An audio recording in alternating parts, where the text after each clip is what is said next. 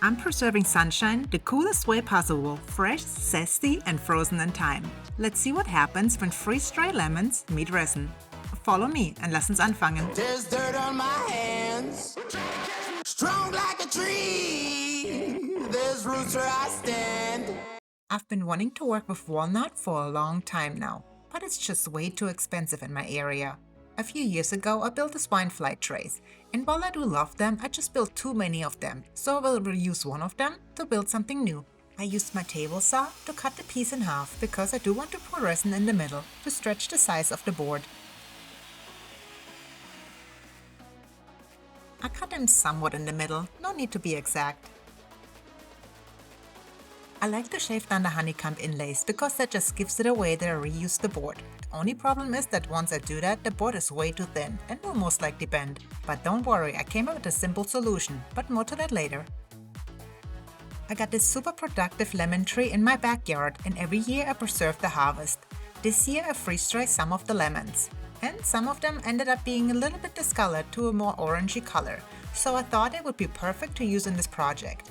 Can you even pour resin over freeze-dried fruit? Well, we will find out. The lemons most likely discolored because I kept them in a clear front bag. Also, they did draw a little bit of moisture. They still taste delicious though.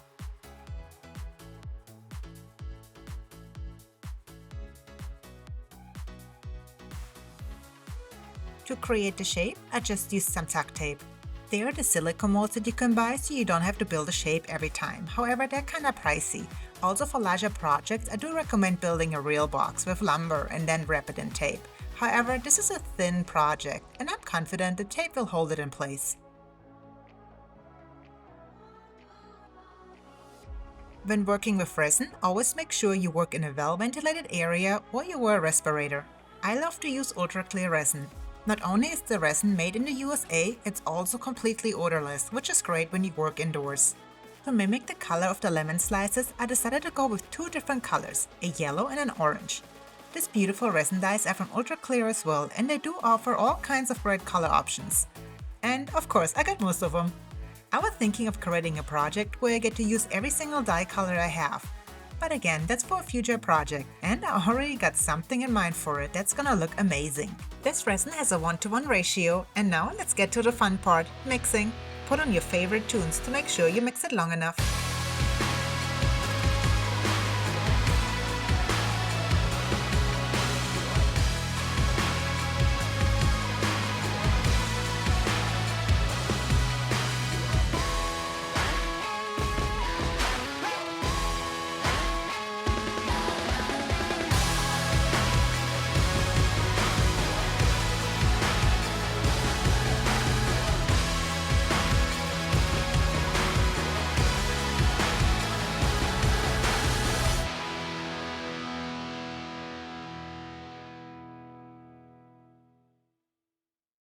Slowly pour the resin into the form and then use a heat gun to debubble. The first layer I poured about 5 mm thick. I will let it dry to a sticky consistency and then I added lemon slices. If you don't stick the lemon slices onto a slightly sticky resin, the lemons will float to the top once you pour in more resin, and this can ruin your project by sitting too close to the top. I added the lemon slices and applied a slight pressure to them to make them stick. Once I was confident that the lemons would stay in place, I added another layer of resin. And now let's enjoy the relaxing pouring of resin.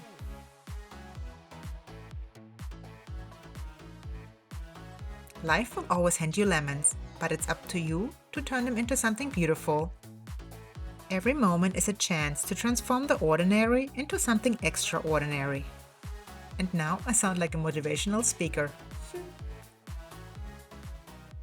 Always make sure to debubble. Just don't let it get too hot. Once the layer has dried to a sticky consistency, I added a final layer and then let it dry overnight.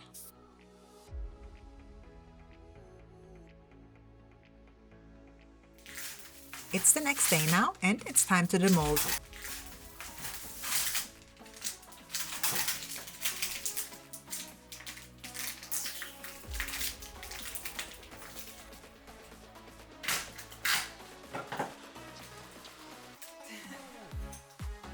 Ooh, so nice and shiny. I like. Let's take it into the workshop.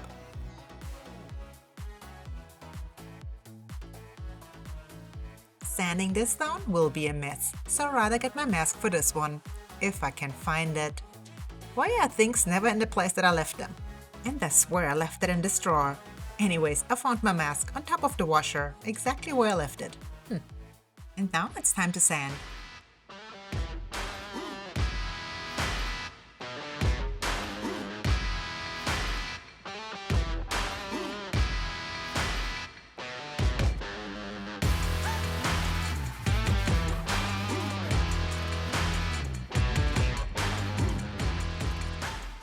I took a quick break here since I decided to use my miter saw to square off the ends before sanding the rest.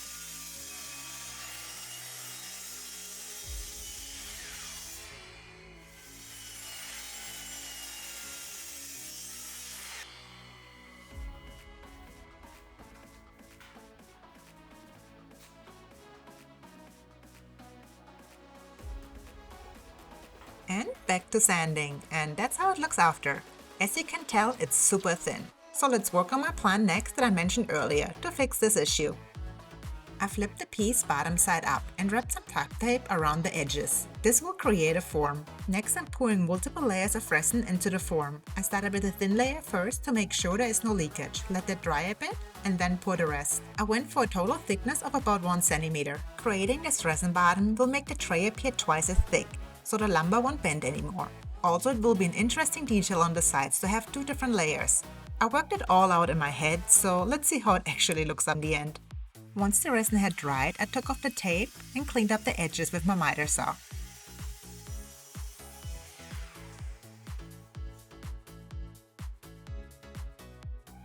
Then I used my handheld router to trim off the edges and make them look nicer.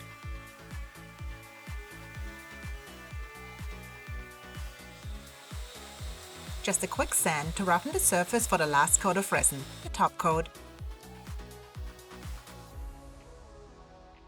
If you want to end up with an even top coat, make sure the piece is level, otherwise most of the resin will just drop off. Also, I did put some tape on the bottom. I'm using the tape in hopes to end up with a crisp edge. Never tried it before, let's see how it works. For the top coat, again I'm using Ultra Clear.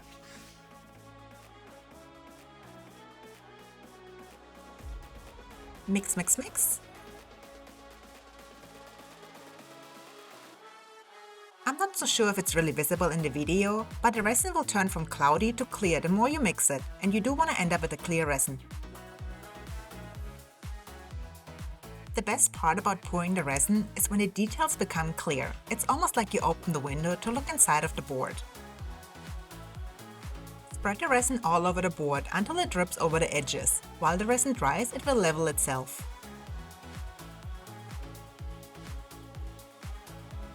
I used a propane torch to pop any bubbles. Doesn't it look like there's a light underneath the board to make it shine? But it's not, it's just a regular daylight illuminating the resin.